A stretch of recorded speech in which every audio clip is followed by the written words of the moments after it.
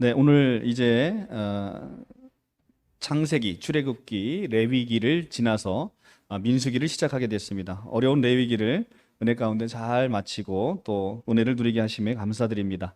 민수기는 이 민수기를 주제로 설교를 하게 되면 그날 이것을 주제 설교로 하게 되는 그 목사님은 대개 이제 성도님들이 크게 잘못했을 때 이 민수기의 주제로 여러분들에게 많이 혼나는 그런 설교를 많이 하신다고 합니다.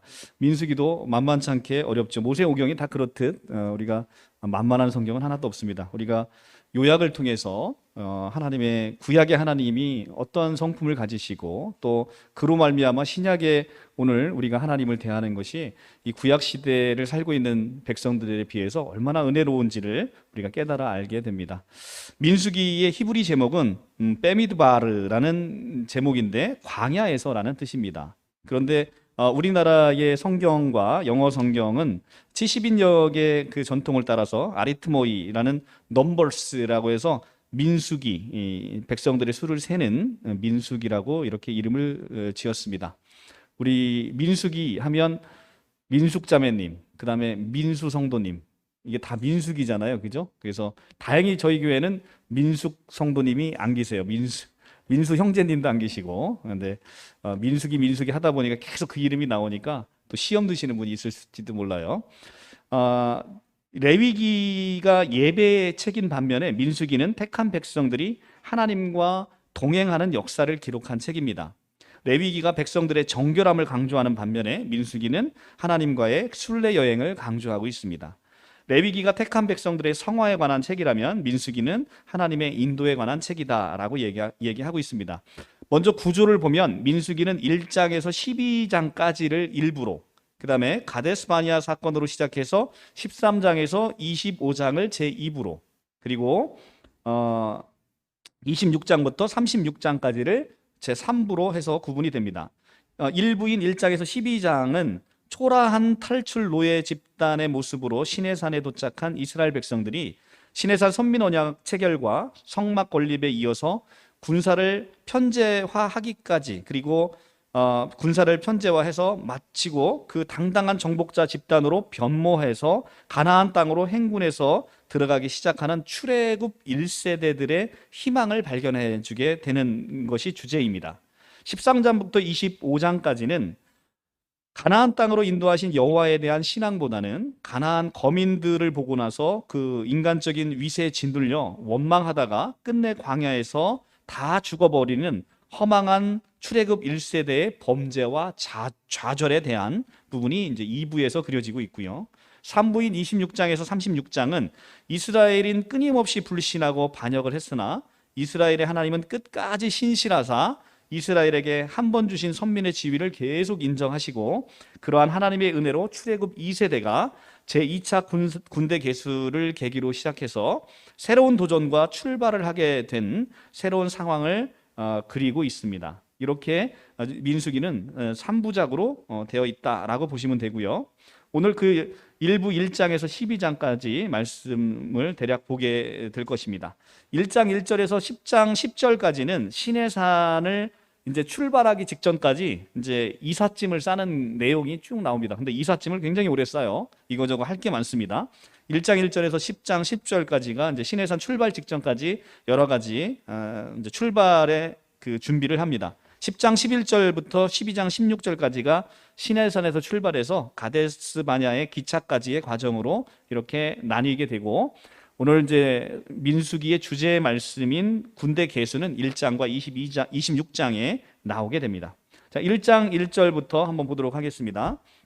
이스라엘 자손이 애굽 땅에 나온 후 둘째 해 둘째 달 첫째 날에 여호와께서 시내 광야 회막에서 모세에게 말씀하여 이르시되, 지금 출애굽기는 이제 원래 이제 출애굽기가 애굽에서 탈출한 다음에 시내산 도착 후에 성막까지 대략 1년간의 그들의 삶을 기록하고 있어요. 그리고 레위기는 성막 완성 후 시내산에서 한 달간 더 머물면서 하나님으로부터 받은 각종 율법에 대한 것을 기록하고 있고요. 오늘 민수기는 이제 시내산에서 본격적인 행군 개시 후에 모압 평지에 이르기까지 이제 38년의 과정을 쭉 그리고 있는 것인데, 그 중에서 이제 오늘 본문은 행정제도 편성을 위해서 제1차 군대 개수와 진의 배치, 그다음에 행군의 순서, 그리고 레위인의 종교 업무 부여 등에 대해서 이렇게 다루고 있습니다. 자, 오늘 1장 1절을 통해서 둘째 해 2월 1일에 이 군대의 그 백성을 계수하라라는 지시가 있습니다. 고센 땅에서 시내산까지는 몇 달이면 갈 수 있는 거리인데 왜 하나님께서는 이렇게 오랫동안 1년이 넘는 시간 동안 이렇게 이 가나안의 진군을 위해서 이렇게 오랫동안 백성들을 이제 묶어두었는가? 그리고 이 가나안의 땅에 들어가기 위해서 왜 이렇게 오랜 시간이 필요했던가라는 이제 의문이 드는데, 이것은 가나안 정복을 위한 훈련과 준비가 그만큼 필요했기 때문에 그렇습니다. 왜냐하면 훈련과 준비가 되지 않고 가나안 땅에 들어가면 가나안 족속들은 굉장히 이 귀골이 장대한 안악 자손의 후예들이죠. 그러니까 아무런 준비 없이 그냥 들어가게 되면, 이 믿음의 싸움에서 믿음 없이 들어가게 되면 다 필패하게 되는 것이죠. 그래서 어떻게 우리가 가나안 땅에 하나님의 순종하는 믿음으로 들어가게 될 것인지를 광야 생활을 통해서 이제 이들이 배우게 됩니다. 자, 오늘 본문에 보시게 되면 여호와께서 회막에서 모세에게 말씀하여 이르시되, 지금 모세를 어디서 만나시냐면 회막에서 만나게 됩니다. 자, 우리가 근데 출애굽기에 쭉 가서 보시면요, 출애굽기 다시 한번 가서 보시면 출애굽기 40장 34절에서 35절의 말씀을 보면, 구름이 회막에 덮이고 여호와의 영광이 성막에 충만하매 모세가 회막에 들어갈 수 없었으니 이는 구름이 회막 위에 덮이고 여호와의 영광이 성막에 충만함이었더라. 자, 이 이스라엘 백성들을 출애굽시켰던 모세조차도 회막이 지어졌는데 회막에 들어갈 수가 없답니다. 그런데 지금 민수기 1장 1절에 보면 광야 회막에서 모세를 만나는 사건이 그려지고 있습니다. 출애굽기에는 회막에 들어갈 수 없던 모세가 민수기 1장 1절에 회막에서 지금 하나님의 말씀을 듣고 있습니다. 이것이 어찌된 일입니까? 바로 레위기를 거쳐서 죄인인 모세가 어떻게 하나님의 회막에 들어가게 됐는지를 레위기를 통해서 우리가 배우게 됐다라는 것을 알려주는 것입니다. 레위기는 거룩의 책이죠. 죄인인 모세가 거룩함을 입고 하나님의 회막에 들어가게 되는 사건, 이것이 바로 레위기에 나타난 거룩하게 되는 방법에 대한 부분이 이제 나오게 되는 것입니다. 자, 1장 1절을 통해서 이제 회막에 이제 모세가 들어갔음을 우리가 보게 되고요. 2절에 가면 너희는 이스라엘 자손의 모든 회 중에 각 남자들의 수를 그들의 종족과 조상의 가문에 따라 그 명수대로 계수할지니, 남자의 수를 그들의 종족과 조상의 가문에 따라 계수하랍니다. 각 지파의 역량에 합당하게 맡기시기 위해서 이렇게 각 지파의 종족과 조상의 가문에 따라 수를 계수하도록 하신 것이죠. 이처럼 우리는 하나님께서 은사와 능력에 따라 직분을 감당해야 함을 알려주고 있습니다. 3절에 이스라엘 중에 20세 이상으로 싸움에 나갈 만한 모든 자를 너와 아론은 그 진영별로 계수하되, 하나님의 군대는 강한 힘이 필요합니다. 그러니까 20세 이상으로 이제 계수하도록 한 것입니다. 그러니 우리도 그리스도의 장성한 분량으로 자라나야만 비로소 하나님의 군대 마하나임에 우리가 편입될 수가 있는 것이죠. 하나님의 군대는 장성한 분량에 가진 자, 우리가 어린아이의 믿음으로써 싸움에 나갈 수가 없잖아요. 그러니까 우리가 예수 그리스도가 우리 안에 태어날 때 어린아이로 태어난단 말이에요. 근데 그 어린아이로 태어난 예수 그리스도의 보혈 한 방울로도 우리가 구원받죠. 그런데 그것이 어린아이로 머물러 있을 때는 우리는 아무런 힘을 발휘할 수 없음을 알게 되는 거예요. 그러니까 그리스도의 장성한 분량으로 우리의 믿음이 자라나서 내 안에 있는 그리스도가 자라날 때 우리 안에 생명이 넘치고 그 생명이 넘쳐서 그 생명이 흘러가게 됨을 우리가 이제 알게 되는 것입니다. 자, 5절부터 이제 각 지파별로 이제 쭉 우두머리를 세우고 이제 수를 계수하게 됩니다. 5절부터 15절까지 각 지파의 우두머리가 이제 소개됩니다. 레위 지파가 하나님의 소유가 되어서 이 계수에서 빠지게 됩니다. 그리고 그 자리를 요셉의 두 아들인 에브라임과 므낫세가 차지하게 됩니다. 이 10절에 가서 보면 요셉의 자손들 중 에브라임 지파에서는 나오고 그 다음에 므낫세 지파에서는 나옵니다. 그래서 요셉 요셉의 자손이 에브라임과 므낫세로 둘로 이렇게 나눠져서 레위 지파의 자리를 대신하게 됨을 이제 알게 됩니다. 요셉이 이스라엘의 온 가족을 애굽 땅에서 구원해냈지요. 그렇기 때문에 육적인 장자의 축복과 같은 그런 복을 요셉 지파는 두 지파로 나뉘어서 두 지파로 받으면 똑같이 나눠준다 하더라도 한 배를 더, 그 두 배를 더 받게 되는 이런 현상이 벌어지죠. 그것이 요셉이 이스라엘 백성들을 온 애굽 땅에서 구원해 냈던 것에 대한 축복이다라고 그렇게 신학자들이 보고 있습니다. 17절에서 19절 군대 계수를 실행하게 됩니다. 60만 명에 이르는 사람을 지금 17절에서 19절에 보면 하루 만에 계수한 것으로 그렇게 이해가 돼요. 이것은 성막 건축을 위해서 출애굽기 30장 24절에서 31절에서 성막세를 거둘 당시에 이미 가족과 종족의 명부가 다 작성이 됐기 때문에 그 기반 위에 숫자를 계수하기 때문에 하루 만에 이렇게 숫자를 다 계수한 것으로 그렇게 보입니다. 19절 여호와께서 모세에게 명하신 대로 그가 시내 광야에서 그들을 계수하였더라. 이 지명된 우두머리들이 하나님께서 맡기신 일을 가장 우선적으로 여호와께서 명하신 대로 계수했음을 보게 되는 거죠. 이들의 믿음과 순종을 보게 되는 겁니다. 이렇게 하나님의 믿음에 순종할 때 모든 것이 일사천리로 되게 됨을 우리가 성경을 통해서 이제 알게 되는 것이죠. 21절 루벤의 지파에 계수된 자는 46,500명이었더라. 루벤이 누굽니까? 바로 12지파 중에 장자입니다. 그런데 이 장자의 수가 지금 46,500명이면 12지파 중에 지금 7번째예요. 7번째로 수가 개수가 되는 겁니다. 1번은 이제 제일 많은 사람은 이제 유다 지파이죠. 근데 장자인 루벤이 12지파로 쪼그라들었다는 건 이들이 두 배의 기업을 상속받을 장자가 이렇게 초라한 모습으로 쪼그라든 것은 이것은 창세기 49장 3절에서 4절에서 나오는 이 루벤이 그 서모 비라와 통간을 하게 되죠. 그래서 서모 비라와 통간 사건으로 말미암아 장자권이 박탈되는 사건으로 말미암아서 이렇게 지파가 쪼그라드는 그런 이 화를 당하게 된 것이지요. 23절에 보면 시므온 지파는 59,300명입니다. 근데 이 민수기 26장 14절에 가게 되면 민수기가 수를 두 번 계수하잖아요. 첫 번째 1장에서 그다음에 26장에서 두 번째 출애굽 2세대 때 또 한 번 숫자를 세요. 근데 그때 시므온 지파는 26장 14절에 가면 22,200명으로 절반 이상이 줄어듭니다. 이것은 시므온 지파가 범죄에 앞장섰기 때문이었고 창세기 49장 7절에 야곱의 예언에 따라서 이스라엘 중에서 흩어지리라라는 말씀의 예언이 성취가 된 것이죠. 그래서 숫자가 반 이상으로 줄어들게 됩니다. 그러니까 이 구약의 역사를 보면 하나님의 순종할 때에 이들이 받는 축복과 하나님의 말씀에 불순종할 때 이들이 겪는 이 저주와 이 심판에 대한 부분이 고스란히 드러나게 되는 것입니다. 근데 우리가 이제 구약 성경을 볼 때 그렇게만 성경을 보면 이게 굉장히 무거워요.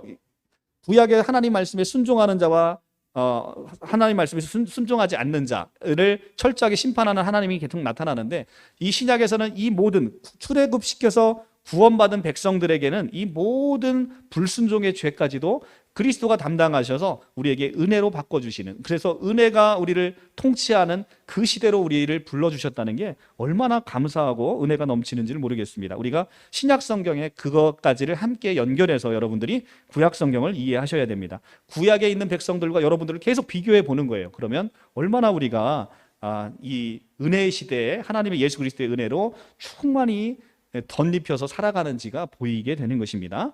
자, 27절 유다 지파는 74,600명, 74,600명으로 1등입니다. 39절에 단지파가 나와요. 단지파가 나오는데 단지파는 12지파 중에 2등입니다. 62,700명. 그러나 단지파는 훗날에 이스라엘 12지파에서 아예 잊혀진 지파로 여겨집니다. 그래서 요한계시록 7장에 12지파를 계수할 때 단지파가 아예 빠집니다. 그 이유는 자기 기업을 떠나서 우상 숭배를 일삼았기 때문이다라고 사사기 18장에 나와요. 그래서 이렇게 우상을 숭배했던 단지파는 이스라엘 지파에서 이 요한계시록의 숫자에도 아예 빠져버리는 이런 불명예를 겪지요. 그래서 하나님을 떠난 인생이 얼마나 실패한 인생인지를 우리에게 구약 성경은 우리에게 자세히 보여주는 겁니다. 우리가 하나님을 떠난 인생은 세상에서 아무리 부귀명화를 이루어도 이것은 하나님 떠난 인생은 실패한 인생입니다. 그리고 어떤 인생이도 마지막에 되면 그 인생이 허망한 거예요. 정말 허망한 겁니다. 그래서 인생의 끝자락에 갈 때, 우리는 누구나 인생의 끝자락에 가잖아요. 누구나 죽음 앞에 선단 말이에요. 죽음 앞에 서게 될 때 우리의 인생이 실패한 인생인지 아니면 우리 인생이 행복하고 성공한 인생인지가 그때 돼서 판가름되는 것입니다. 하나님 없는 인생, 예수 그리스도 없는 인생은 분명 실패한 인생임을 우리에게 보여줍니다.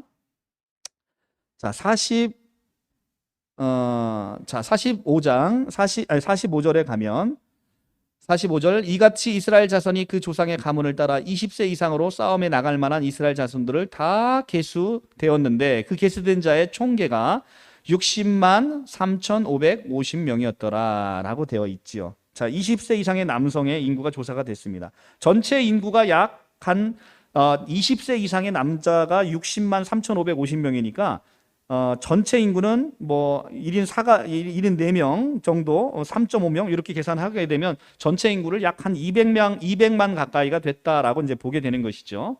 70명으로 창세기 보면 70명으로 애굽에 들어가서 시작했던 아브라함이 생육하고 번성하고 땅에 충만하라라는 하나님의 축복 아래서 지금 단시간에 이렇게 200만까지 불어나게 된 것, 이것은 하나님의 놀라운 축복이 아닐 수가 없습니다. 그래서 우리가 애굽에 있는 고난 중에도 하나님께서 동행하시고 이스라엘 백성들을 얼마나 사랑하시고 축복하셨는지를 그대로 보게 되는 것입니다.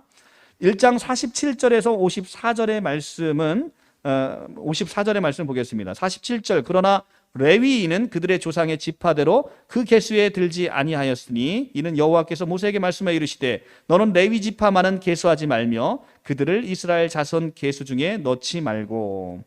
한 사람이라도 부족한 군대의 그 장정들에서 레위 지파를 제외시켰습니다. 이 전쟁에서는 사람의 힘으로 승리하여야 된다라고 생각하게 되면 한 사람이라도 부족한 마당에 레위 지파를 빼는 이유를 납득할 수 없죠. 그런데 이 전쟁은 사람의 힘으로 하는 전쟁이 아니라는 걸 보여주는 것입니다. 하나님께 속한 전쟁이라는 거죠. 역대하 20장 15절, 이것은 이 전쟁은 너희에게 속한 것이 아니요 하나님께 속한 것이라. 그래서 이 전쟁은 하나님께 속한 전쟁임을 다시 한번 보여줍니다. 따라서 이스라엘 백성에게 있어서 더 많은 군사를 모집하는 것보다 더 중요한 건 하나님의 뜻에 따라서 하나님의 소유된 레위인을 구별하는 것이 더 중요했다는 것입니다. 50절에 가면 그들에게 증거의 성막과 그 모든 기구와 그 모든 부속품을 관리하게 하라. 그들은 그의 성막과 그 모든 기구를 운반하며 거기서 봉사하며 성막 주위에 진을 칠 것이며. 자, 이 제사장은 지금 이렇게 하나님의 성막에 관해서 관리를 합니다. 제사장인 우리 성도, 이 시대의 영적 제사장인 성도님들도 참 레위인이기 때문에 이렇게 우리의 삶이 지금 성전으로 지금 표현되고 있는 교회와 하나님에게 우리의 삶의 전체의 포커스가 맞춰져야 된다라는 것을 50절이 이야기해주고 있는 것이죠. 자, 민수기 2장으로 넘어가겠습니다. 2장부터 이제 진편성과 행군 순서가 나옵니다. 2장 2절에 가면 이스라엘 자손들은 각각 자기의 진영의 군기와 자기의 조상의 가문의 기호 곁에 진을 치되 회막을 향하여 사방으로 치라 이렇게 되어 있습니다. 뭘 향해서 치라? 회막을 향하여 치라. 자, 성막을 가운데 주고 성막을 중심으로 해서 각각 진을 치라는 거예요. 중심이 뭐여야 된다는 거예요? 바로 성막, 여호와 하나님의 임재가 있는 것이 우리의 삶의 중심이 되어야 된다라는 걸 보여주고 있는 거예요. 2장 3절, 동방 해돋는 쪽에 진칠자는 그 진영별로 유다 진영의 군기에 속한 자라. 자, 동방 해돋는 쪽에 진칠자는 누구냐면 유다 진영의 군기에 속하여서 그것에 기초해서 5절에 이사갈 지파, 7절에 스불론 지파가 배속이 되는 겁니다. 이들 모두의 공통점이 뭐예요? 유다, 이사갈, 스불론의 공통점 모두 레아의 자손이라는 거예요. 창세기 29장에서 30절에 나오는데 모두 레아의 자손들이라는 거죠. 그러니까 유다 지파 아래 레아의 자손인 이사갈과 스불론이 들어가고요. 그 다음에 10절에 가면 남쪽에 루벤을 필두로 해서 시므온과 갓 지파가 배속이 됩니다. 12절에 시므온, 14절에 갓지파가 배속이 되는데 이것의 공통점은 뭡니까? 레아의 여종 실바의 자손이라는 공통점이 있죠. 18절에 가면 서쪽에 에브라임 지파를 선임 지파로 해서 므낫세과 베냐민이 배치됩니다. 므낫세가 20절, 22절에 베냐민이 18절에 서쪽에 에브라임을 필두로 해서 20절 므낫세, 22절 베냐민이 그렇게 배치가 됩니다. 이들의 공통점은 뭡니까? 모두 라헬의 자손이라는 거예요. 북쪽에 25절에 북쪽에 단지파를 선임지파로 해서 아셀 27절에 아셀과 29절에 납달리가 배속이 됩니다. 이들의 공통점은 모두 납달리는 라헬의 여종, 그 다음에 아셀은 레아의 여종이라는 여종들의 자손이라는 그 공통점이 있습니다. 이렇게 모계를 중심으로 해서 혈통적으로 가까운 형제들을 한 진영에 묶어둠으로 인해서 그들로 하여금 형제들의 우위를 바탕으로 단결하게 하기 위한 것을 볼 수 있습니다. 그리고 이들을 성막을 중심으로 진과 행진을 이루게 했다는 것은 하나님께서 이스라엘의 통치자로서 그들 가운데 임재하셔서 그들을 보호하시고 그들을 인도하심을 상징적으로 보여주는 것이죠.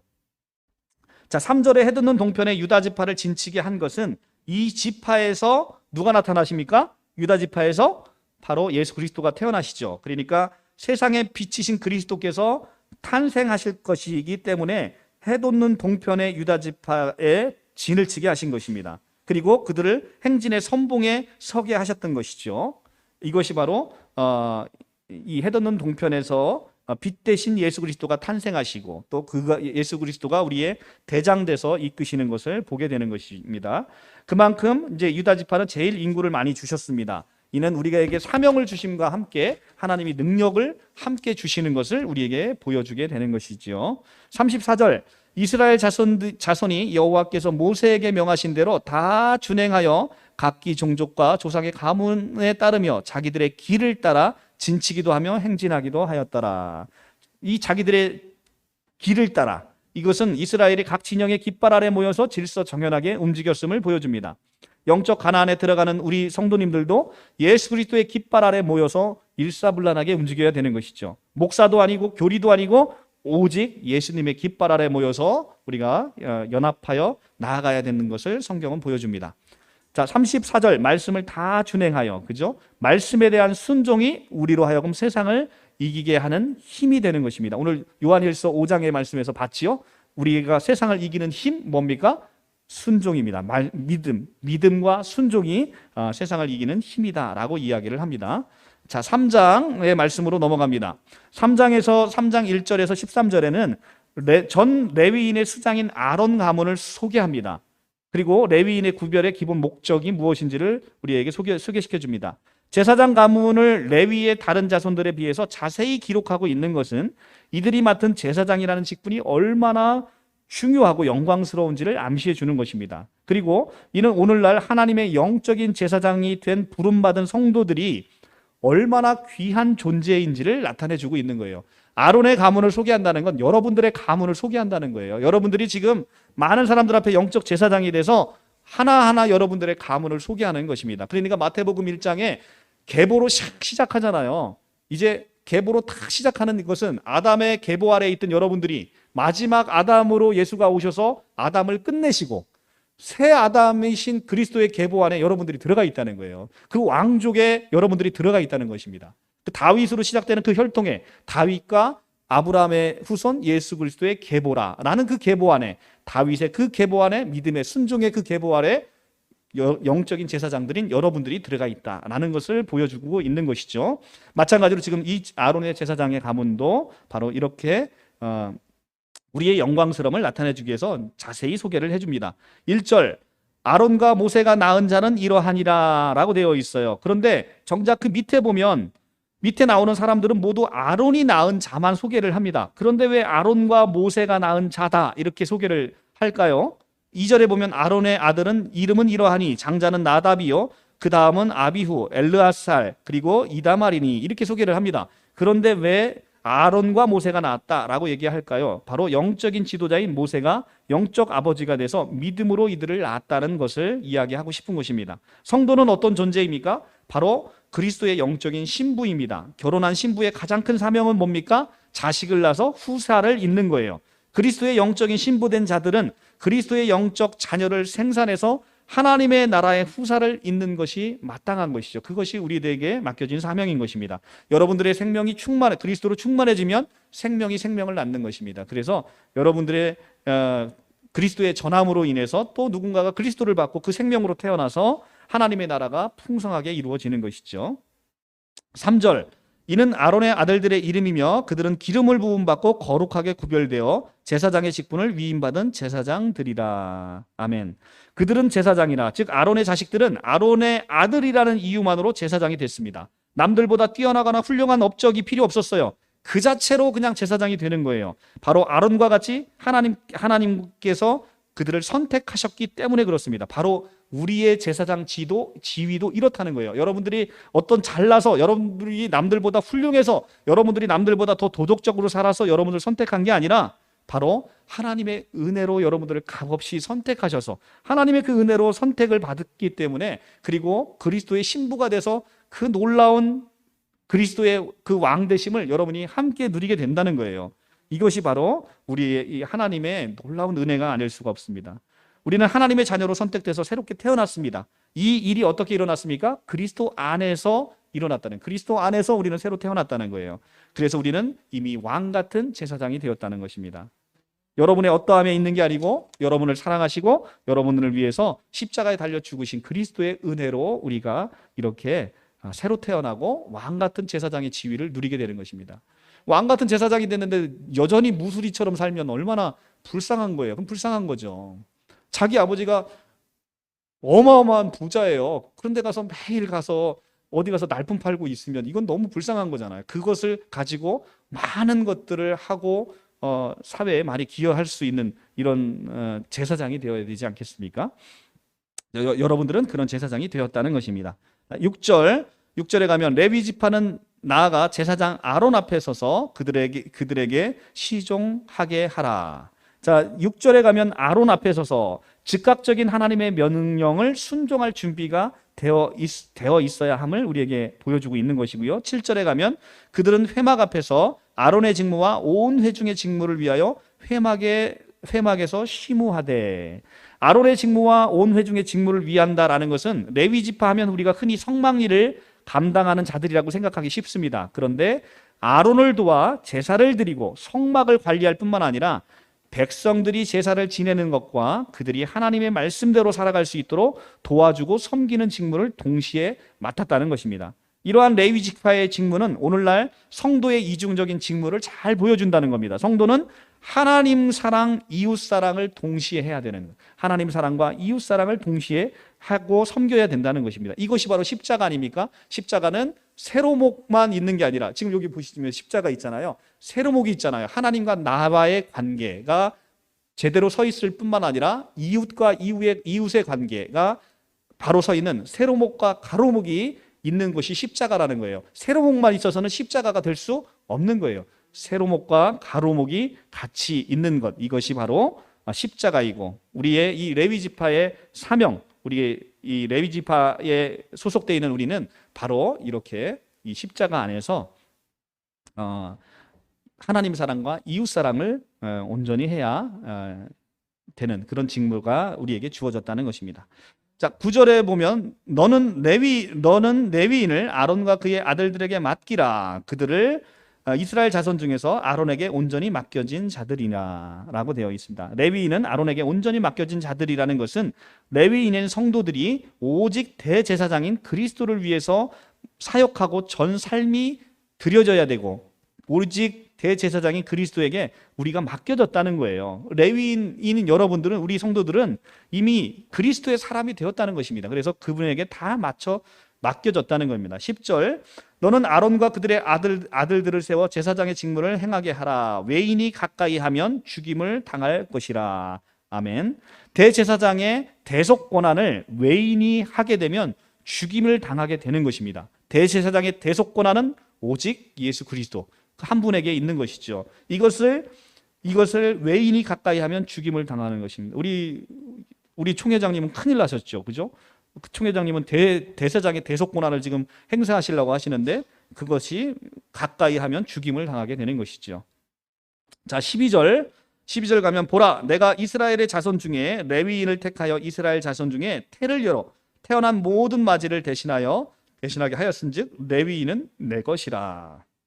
레위는 장자가 아니고 셋째였습니다. 그리고 12지파 중에 숫자도 가장 적었어요. 그럼에도 전적으로 하나님의 은혜로 택함을 입었습니다. 우리가 하나님의 자녀된 것은 우리가 잘났기 때문이 아니라 전적으로 하나님의 은혜로 되어진 것이 다시 한번 12절에 나오게 되는 것이죠. 처음 난자를 장자인데 이스라엘의 장자는 가문을 대표할 뿐만 아니라 그 가문의 영예와 권위를 한 몸에 물려받는 특별한 사람으로 취급받았어요. 그런데 하나님께서 그런 장자를 하나님의 소유라고 선언하신 것은 이스라엘이 받을 모든 영광과 권위가 하나님의 것임을 선언하는 것입니다. 오늘날 성도도 마찬가지죠. 우리는 하나님의 소유라고 이미 베드로전서 2장 9절에 선포되어 있습니다. 참으로 성도의 모든 영광과 권위는 모두 하나님으로부터 온 것입니다. 13절에 가면 처음 태어난 자는 다 내 것임은 내가 애굽 땅에서 그 처음 태어난 자를 다 죽이던 날에 이스라엘의 처음에 태어난 자는 사람이나 짐승이나 다 거룩하게 구별하였음이니 그들은 내 것이 될 것임이니라. 나는 여호와이니라. 확실하고 변함없는 그 이름, 바로 여호와의 이름을 두고 맹세하신 것이죠. 민수기 14장에서 39절의 말씀은 레위 지파의 계수와 3대 계보별 기본 직무를 편성하게 되는 내용이 나옵니다. 3장 15절 레위 자손은 그들의 조상의 가문과 종족에 따라 계수하되 1개월 이상 된 남자를 다 계수하라. 자, 지금 1개월 이상 된 남자를 다 계수하랍니다. 앞에 다른 지파 계수는 몇 세 이상? 20세 이상. 그런데 레위 지파는 몇 개월 이상? 1개월 이상. 다르잖아요. 이것이 다른 지파와 달리 레위 지파는 하나님의 특별한 소유라는 데 바로 이유가 있는 거예요. 1개월 이상 아이는 전투는커녕 성막봉사도 불가능한 나이잖아요. 그럼에도 이들을 계수하도록 한 것은 전쟁에 나가는 20세 이상의 성인 남자와 다를 바 없는 1개월 이상 된 존재 자체도 굉장히 소중한 존재로 여기신다는 하나님의 이 마음을 보여주고 있는 거예요. 그러니까 레위 지파, 하나님께로 구별되어 있는 여러분들은 아주 소중한 존재임을 나타내고 있는 겁니다. 그래서 1개월 되면 다 계수하도록 한 것입니다. 이처럼 하나님은 하나님 안에서 모든 자를 어떤 조건과 상관없이 아주 소중히 여기시고 있다는 것을 우리에게 보여주고 있습니다. 레위 자손 아들들의 이름은 이러하니 게르손과 고핫과 무라리요. 자, 레위의 3대 종족이 나옵니다. 그 중에서 장자인 게르손은 성막의 외형을 이루는 천막과 휘장을 담당하도록 25장에서 26절에 이야기를 합니다. 게르손 자손이 회막에서 맡은 일은 성막과 장막과 그 덮개와 회막 휘장문과 뜰의 휘장과 성막 제단 사방에 있는 뜰의 휘장문과 그 모든 것에 쓰이는 줄들이니라 라고 되어 있죠. 그 다음에 두 번째 아들 고핫의 자손은 성막의 주요 성물들을 관리하도록 합니다. 31절에 그들이 맡은 것은 증거계와 상과 등잔대와 제단들과 성소에 봉사하는 데 쓰이는 기구들과 휘장과 그것에 쓰이는 모든 것이며, 그리고 무라리 자손, 셋째인 무라리 자손에게 맡긴 것은 바로 성막의 골격을 이루는 목재류의 각종 운반을 맡기셨습니다. 36절 무라리 자손이 맡은 것은 성막의 널판과 그 띠와 기둥과 받침과 그 모든 기구와 그것에 쓰이는 모든 것이며 뜰 사방 기둥과 그 받침과 말뚝과 줄들이니라 라고 되어 있습니다. 이렇게 해서 계수되어 있는 레위 자손들의 총수가 39절에 계수한 즉 1개월 이상 된 남자는 모두 2만 2천 명이었더라 라고 되어 있습니다. 2만 2천. 자, 지금 이제 이 숫자가 굉장히 40절부터 51절까지의 굉장히 의미 있는 숫자가 됩니다. 자, 보시면 이스라엘 자손 중에 초태생들, 이스라엘 전체 자손 중에 초태생들은 초태생의 1개월 이상 된 수가 22,273명이에요. 그런데 레위 지파 1개월 이상 총수가 22,000명입니다. 그러니까 전체 총수와 전체 이스라엘 초태생의 전체 총수와 레위 지파 1개월 이상의 총수가 거의 비슷한 거예요. 이게 하나님의 놀라운 신비입니다. 그런데 문제는 뭐냐면 273명이 이스라엘 초태생이 많아요.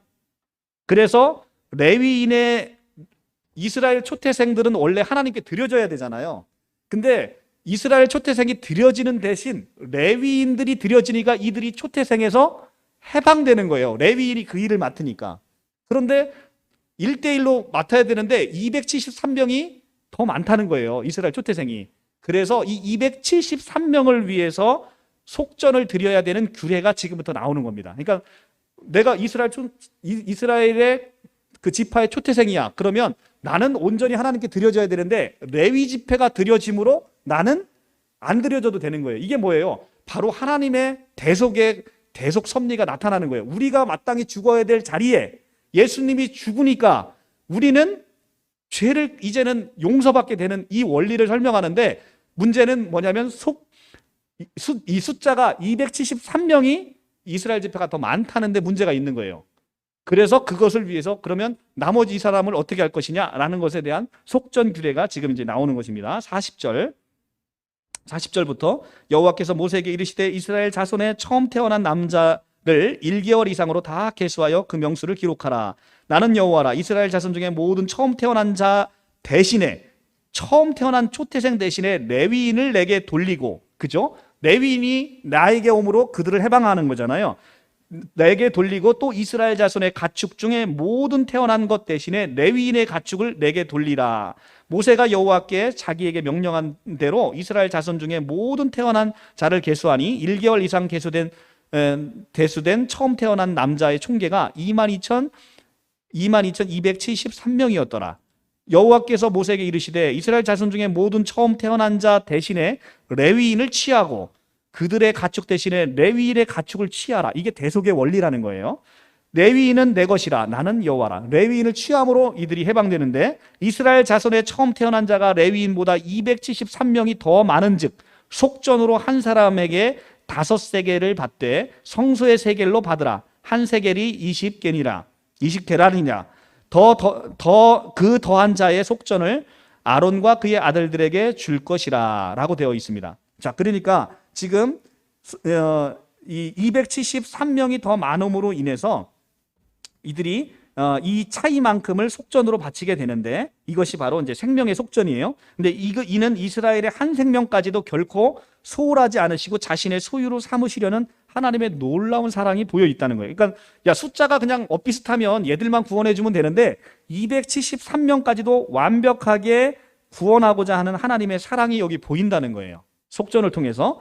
자, 그래서 특별히 이 본문은 레위인의 속전을 통해서 이스라엘의 처음 난 자들의 대속을 통해서 장차 자신의 몸을 십자가에서 하나님께 드림으로 말미암아 모든 택한 자들의 생명과 자유함을 주실 예수 그리스도의 대속의 원리를 지금 이 민수기를 통해서 우리에게 보여주고 있다는 것이죠. 그래서 이 대속의 원리를 보여주고 있다는 점에서 이 본문은 굉장히 중요한 본문이에요. 그래서 40장에서 43절의 본문을 보면 우선 이스라엘의 초태생 중에 이제 그 인원을 계수했는데 놀랍게도 거의 일치한다. 그러나 273명의 차이가 있는데 이 273명의 그 사람을 위해서 5세겔의 속전을 바치도록 했다는 것입니다. 5세겔은 당시 노동자의 20일치의 노임에 해당하는 숫자였습니다.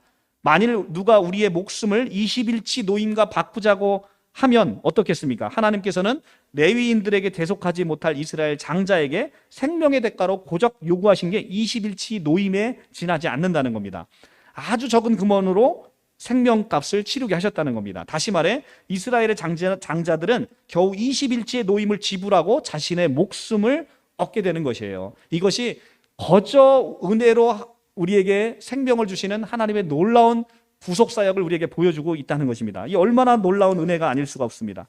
수만 금을 줘도 도저히 살 수 없는 영원한 생명, 꺼지지 않는 생명을 하나님께서는 단 5세겔로 이렇게 여러분들에게 속전값을 치르게 했다는 것입니다. 자, 그러면 근데 우리가 이 얻은 생명값이 겨우 5세겔을 요구하셨지만 우리가 탕감받은 죄의 값은 얼마입니까? 마태복음 18장 23절에 비유로 들어서 나온 게 바로 1만 달란트 빚진 자에 대한 이야기가 나오잖아요. 그러면 1만 달란트가 얼마입니까? 한 달란트가 6천 데나리온. 6천 데나리온인데 한 데나리온이 군인들의 하루 품값이에요. 군인들의 하루 품값이어서 대략 10만 원을 오늘날 일당으로 한 10만 원 계산하면 이게 6조 원의 빚진 자를 하나님이 그냥 탕감해 주셨잖아요. 그렇죠? 그러니까 얼마나 큰 은혜를 우리가 입었는지를 알게 되는 겁니다. 자, 그래서 오늘 이제 이 3장 40절에서 이 48절에 있는 이 말씀이 굉장히 중요한 의미가 있다라는 말씀이고요.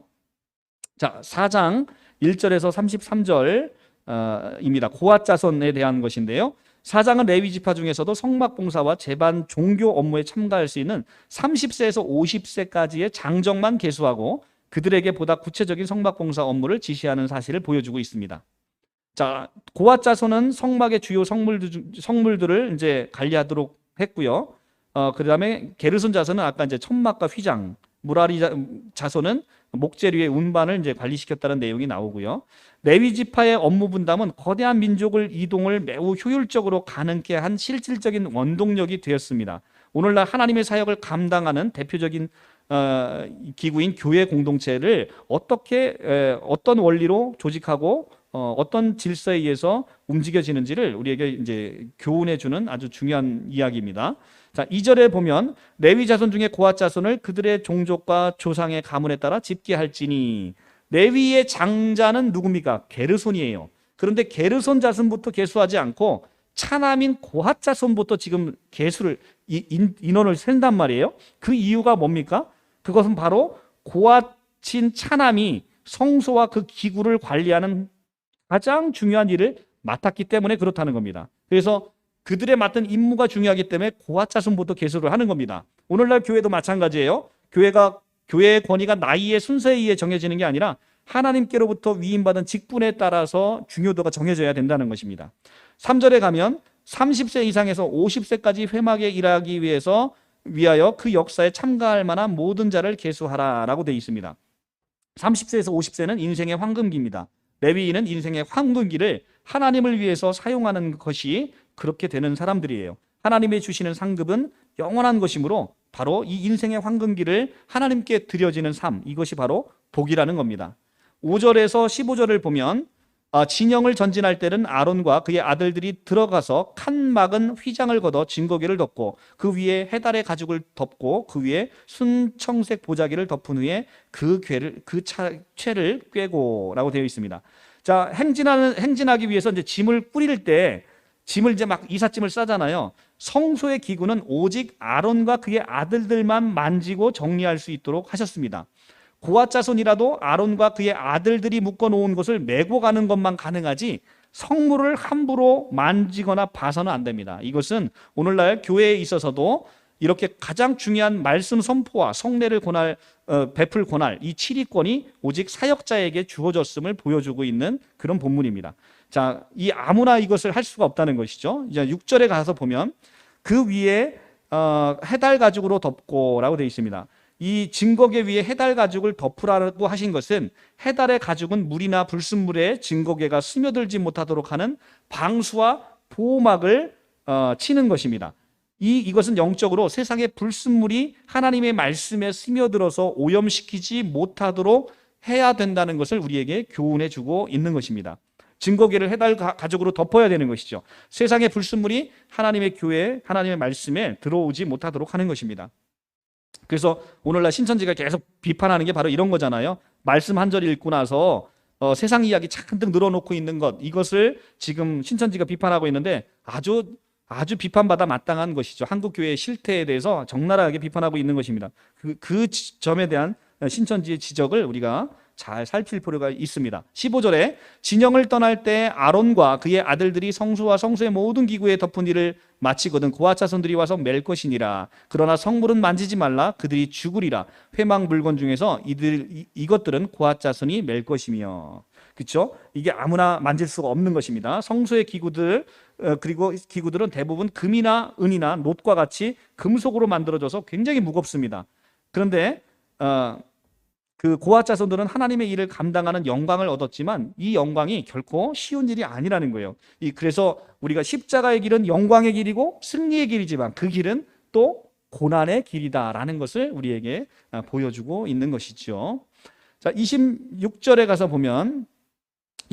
보면 뜰의 휘장과 성막과 제단 사방에 있는 뜰의 휘장의 문과 그 줄들과 그것들에 사용하는 모든 기구를 매며 이 모든 것을 이렇게 맡아 처리할 것이다 라고 합니다. 줄 하나까지도 지금 꼼꼼하게 이삿짐 쌀 때 챙기도록 꼼꼼하게 지시하고 있습니다. 교회의 시설과 비품까지도 하나님께 다 바쳐진 성물이고 모두가 소중하게 다뤄진다는 거예요. 그래서 우리는 헌금 하나, 모든 것들 하나하나를 하나님께 바쳐진 성물로서 소중하게 다뤄야 될 책무가 있다라는 것을 보여줍니다.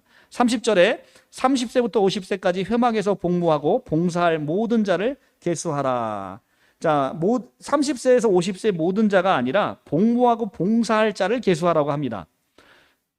이것은 고앗 자손과 게르손 자손도 마찬가지인데 30세에서 50세의 모든 자가 아니라 준비된 자가 하나님께 쓰임을 받게 됨을 이야기하고 있는 거예요. 그래서 30세에서 50세까지 회막에서 복무하고 봉사할 준비가 되어 있는 자, 이 자들, 준비되어 있는 자들이 하나님께 쓰임을 받는 귀한 역사가 일어나게 된다는 것입니다.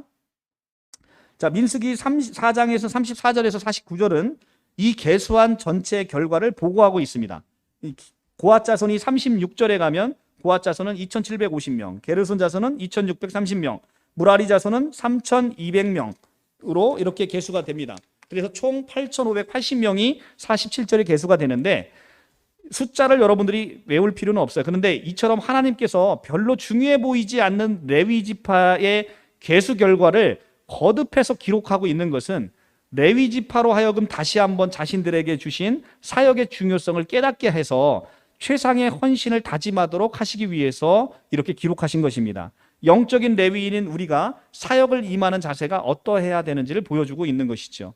자, 34절에 가면 회중의 지도자들이 모세와 아론의 계수를 도왔습니다. 이것은 교회의 직분자들이 하나님의 일을 감당할 때 같이 동역하고 협력하는 정신으로 서로가 협력해야 됨을 우리에게 교훈하고 있고요. 48절에 가면 4장 48절 곧 계수된 자가 8580명이었더라 라고 합니다. 하나님은 이 적은 자를 통해서 큰 일을 이루십니다. 봉사할 8580명은 레위인 중 1개월 이상 계수된 22,273명에 비하면 많지 않은 숫자입니다. 즉 하나님의 소유로 선택된 자들은 굉장히 많을 수 있지만 막상 하나님을 위해서 헌신하고 봉사할 사람들은 그 선택된 자들 중에서도 또 극히 소수가 된다는 거예요. 그래서 비단 이 땅의 교회 모습도 마찬가지죠. 천만의 교인을 보유하고 있는 이 개신교, 그런데 막상 하나님의 일을 할 때 하나님의 사람을 찾으면 그 수가 너무 적습니다.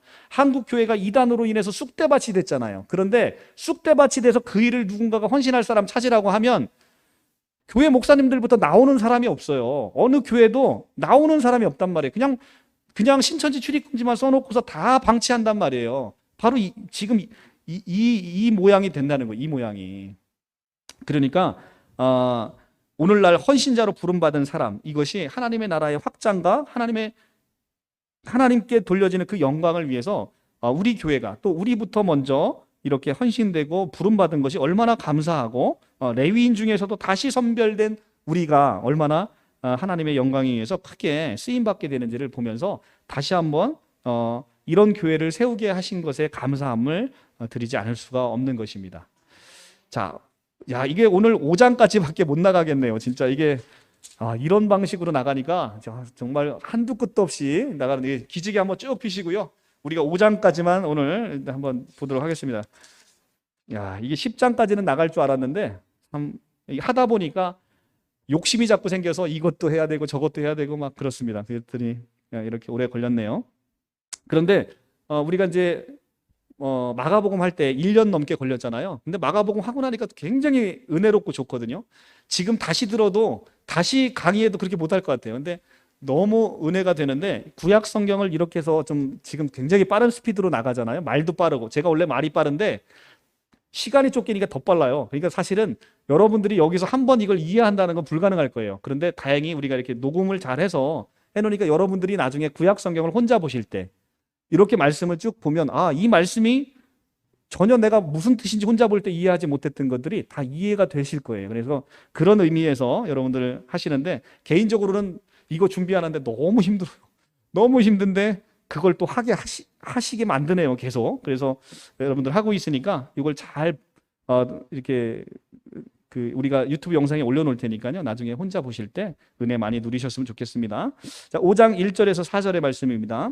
5장에서 6장은 군대 조직화된 이스라엘 진영의 유지에 필수적인 네 가지 사항들에 대한 그 실행과 유지에 대해서 필수적인 네 가지 사항들에 대한 그 실행과 유지에 관련된 율법을 주고 계시는 장면이 나옵니다.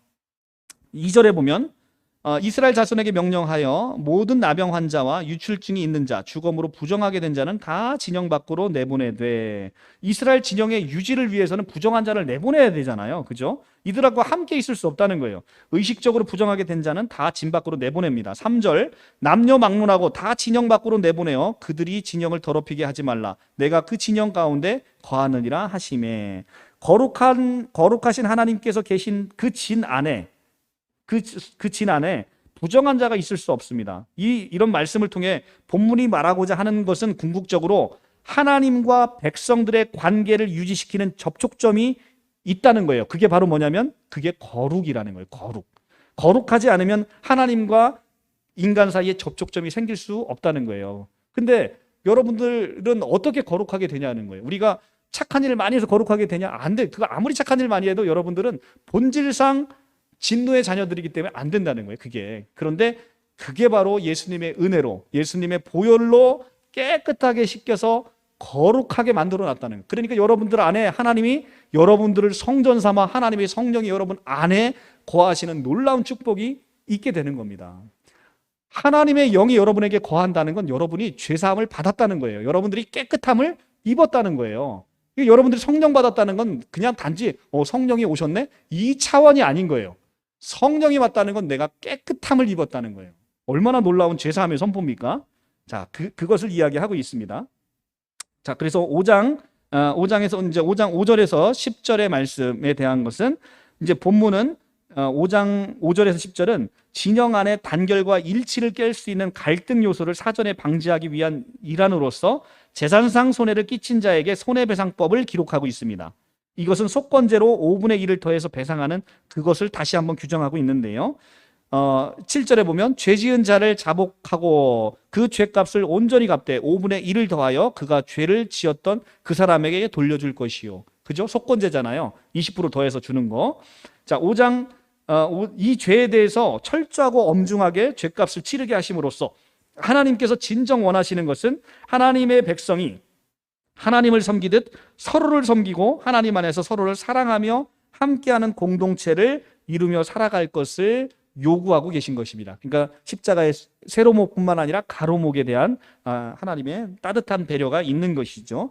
5장 11절에서 13절은 남편이 아내의 간통을 의심할 경우에 그 간통을 밝히는 절차를 규례를 이제 하고 있습니다.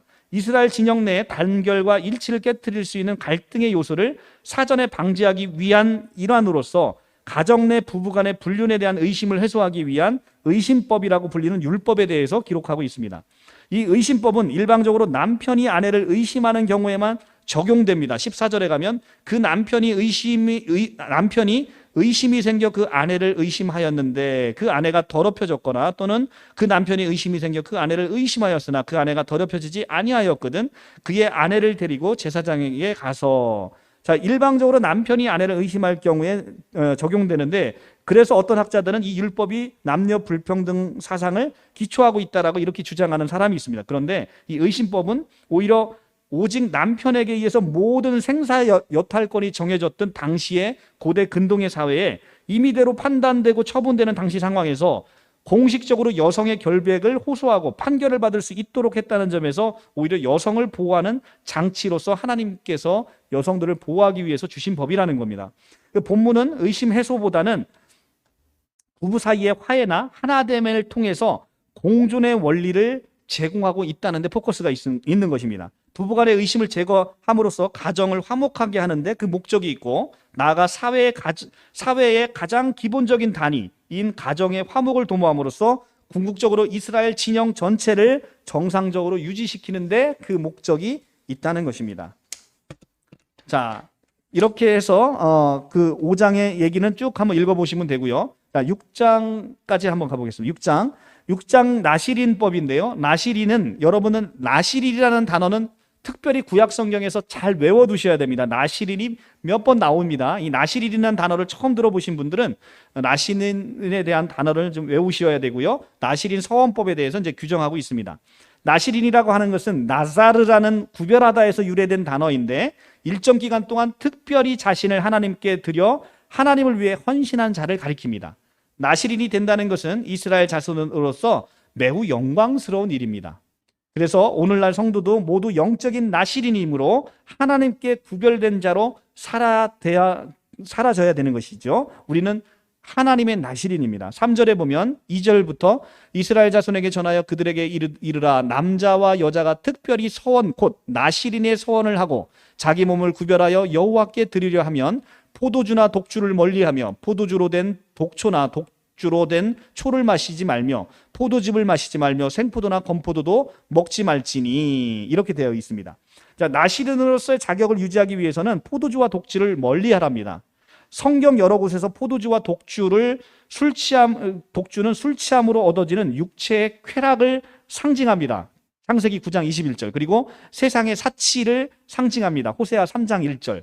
그래서 포도주와 독주에 취한다는 건 육체의 쾌락과 세상의 사치를 상징하고 있는 거예요. 그러니까 실제적으로 술은 인간의 타락한 감정을 자극하고 이성을 마비시킴으로 하나님의 뜻을 분별하지 못하게 만듭니다. 그래서 나시린들에게는 제사장과 마찬가지로 이렇게 술이 취하는 것을 금지시키는 것이죠. 여기 보면 포도주의 초나 포도즙, 생포도, 건포도도 먹지 말라고 한 건 이들이 사람을 취하게 만드는 것들이 아니었음에도 아예 포도주 자체를 연상시키는 것까지를 완전히 금지 제거시킴으로써 하나님께 완전히 헌신된 자의 삶을 살 것을 요구하게 되는 것입니다. 자, 5절에 보면 그 서원을 하고 구별하는 모든 날 동안에 삭도를 절대로 그의 머리에 대지 말 것이라 라고 되어 있습니다. 삭도를 도무지 머리에 대지 말랍니다. 이 나시린은 그 근원이 되는 것을 자신의 마음대로 하지 못하고 오직 하나님께 맡겨져야 하는 삶을 살아가는 사람들입니다. 그래서 나시린이 머리털을 자르지 않는 것은 생명의 창조자이요 주권자이신 하나님께 자신의 모든 것을 맡기기로 온전히 순종했다라는 표현으로서 긴 머리털이 상징하는 것이고 그 충만한 힘과 생명력을 가지고 하나님을 온전히 섬기겠다는 헌신된 표현으로 삭도를 대지 않도록 그렇게 표현한 것입니다.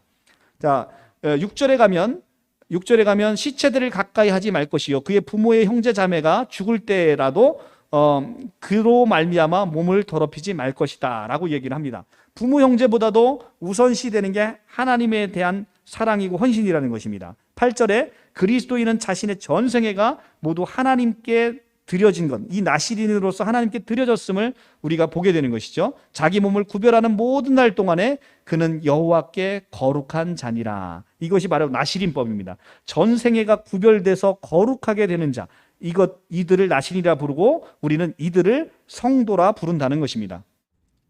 자, 그런데 우리 모습을 보면 실제 그렇지 않잖아요. 근데 걱정하지 마십시오. 여러분들을 그렇게 나시린으로 만들어 가시는 하나님의 열심을 기대하시고 소망해 보시면 여러분은 반드시 그렇게 되어질 줄 믿습니다.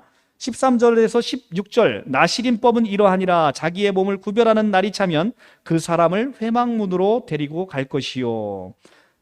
자, 아무리 보면 13절에서 16절까지 아무리 하나님께 헌신하고 조심스럽게 생활하는 나시린이라도 전혀 죄를 짓고 산다는 건 불가능합니다. 그렇기 때문에 속죄를 위한 제사를 드려야 됨을 이제 보여주고 있습니다. 그래서 바로 이것이 나시린법에서 사람들이 여호와께 헌물을 드리되 번제물로 해서 1년 된 흠없는 순양을 드리도록 하고 이렇게 쭉 하고 16절에 가면 제사장은 그것들을 여호와 앞에 가져다가 속죄제와 번제로 드리되 이렇게 이야기를 하고 있습니다.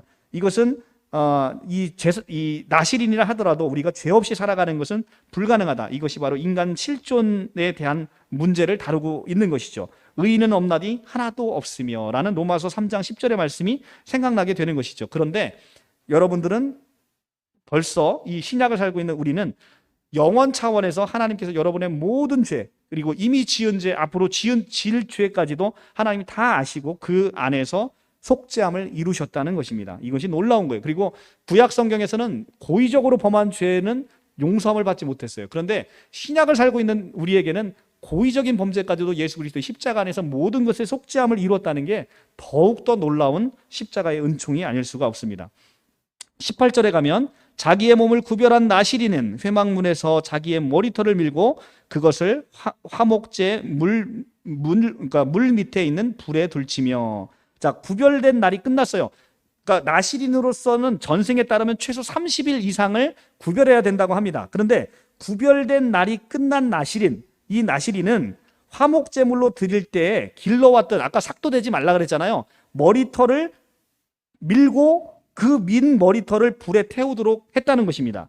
이는 구별 기간 동안에 별 잘못 없이 나시린으로 보낼 수 있었던 것이 자신의 의지와 노력만으로 되는 게 아니라 하나님의 도우심과 보호하심 때문에 이 서원 기간을 무사히 잘 보낼 수 있었다는 것을 생각하고, 이 나시린은 자신의 영광을 상징하는 머리털을 잘라, 이 머리털이라는 건 그들의 영광을 상징하는 것인데 그 머리털을 잘라 화목제물과 함께 태워드림으로 나시린 기간을 무사히 마친 하나님께 감사를 표현하게 되는 것이죠.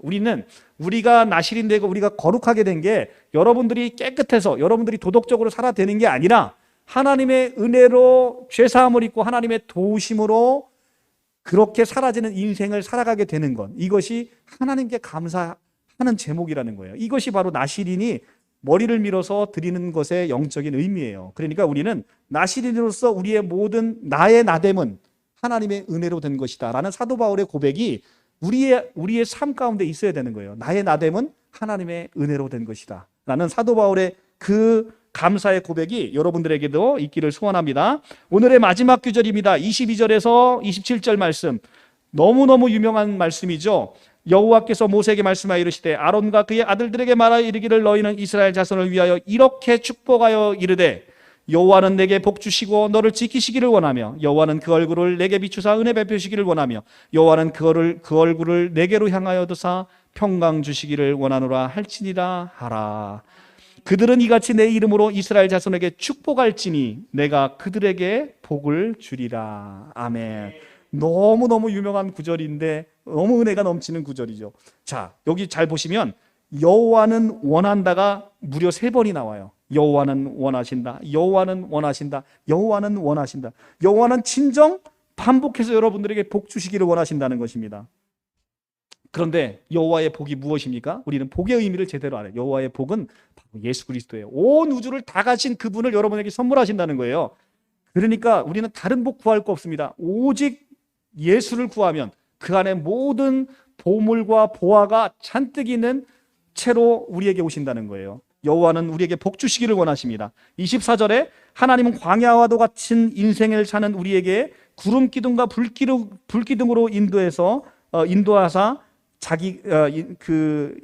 인도하시고 이 인생의 고난길에서 우리를 구름 기둥과 불 기둥으로 우리를 인도하시기를 원하신다는 거예요. 그래서 하나님 여호와는 내게 복 주시기를 원하고 너를 지키시기를 원하며, 우리를 지키시기를 원하는 하나님을 우리는 바라봐야 되는 것입니다. 25절에 여호와는 그의 얼굴을 내게 비추사 은혜 베푸시기를 원하며, 그 얼굴을 대면할 때 우리는 은혜를 받는다는 것입니다. 우리가 어떻게 하나님의 얼굴을 대면할 수 있습니까? 우리는 하나님의 얼굴을 대면하면 은혜를 받는데 어떻게 하나님의 얼굴을 대면합니까? 그것은 바로 말씀이신 그리스도 안에 거할 때 가능하다는 거예요. 요한복음 14장 9절에서 빌립이 물어보잖아요. 예수님에게 아버지를 내게 보이소서 하니까 예수님 뭐라고 합니까? 빌립아 어찌하여 내게 아버지를 보이라 하느냐, 나를 본 자는 아버지를 보았거늘 하고 말씀하시잖아요. 그러니까 우리가 여호와의 얼굴을 어떻게 봅니까? 예수를 보면 우리는 여호와의 얼굴을 보는 거예요. 예수가 여호와신 거예요. 예수를 보게 되면 우리 여호와를 본다는 거죠. 근데 예수를 어떻게 봅니까? 바로 말씀이 육신이 돼서 말씀을 보게 되면 우리는 예수를 보게 되는 것입니다. 그리고 26절에 가면 여호와는 그 얼굴을 내게로 향하여 드사 평강 주시기를 원하노라. 하나님 안에 있는 자가 세상이 주지 못하는 평안을 받는 거예요. 평강의 왕이신 그리스도 안에만 이 참 평안이 있는 것입니다. 우리는 세상에서 그 무엇이 돈이, 명예가 나를 평안하게 해줄 것 같지만 그것은 다 무익한 거예요. 이것이 우리 안에서 그리스도 안에서 주는 평강과 비교할 수 없는 것입니다. 여호와께서 주시는 그 평안만이 참 평안임을 우리에게 보여줍니다.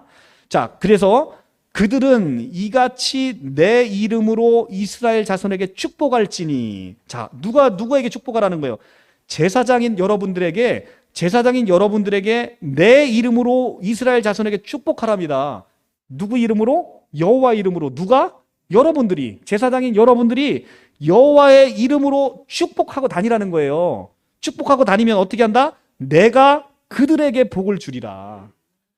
그러니까 이게 창세기 12장 3절에 나오는 아브라함에게 주신 축복을 여러분들에게 똑같이 주시잖아요. 아브라함에게 뭐라고 왔습니까? 내가 축복하는 자를 내가 축복하고 내가 저주하는 자를 내가 저주하리라 라고 하는 창세기 12장 3절의 말씀이 그대로 지금 여기 똑같이 나오는 거예요. 여러분들에게 내가 축복하는 자를 내가 축복하리라 라고 이야기하시는 거죠. 누구 이름으로? 여호와의 이름으로. 이 모든 영광이 여호와께 있는 것입니다. 이 모든 영광이 우리 여호와께 있고 그 여호와께 있는 이 영광으로 여러분들 축복하실 때 하나님이 그들을 축복하시고 여러분이 사랑하는 자를 사랑하시고 여러분이 축복하는 자를 축복하실 줄 믿습니다. 네, 오늘 레위기 민수기 말씀 정말 번개불에 콩거 먹듯이 갔는데 네, 이렇게 가도 6장까지밖에 못 갔습니다. 참 깝깝합니다. 앞으로 이 구약성경 전체를 지금 이렇게 하려고 하니까 좀 깝깝하게 그지없는데 우리 성도님들께서 그래도 은혜로 받아주시고 또 은혜로 이렇게 들어주시고 은혜 누려주시니 너무 감사합니다. 고맙습니다. 말씀 마치고 기도하겠습니다.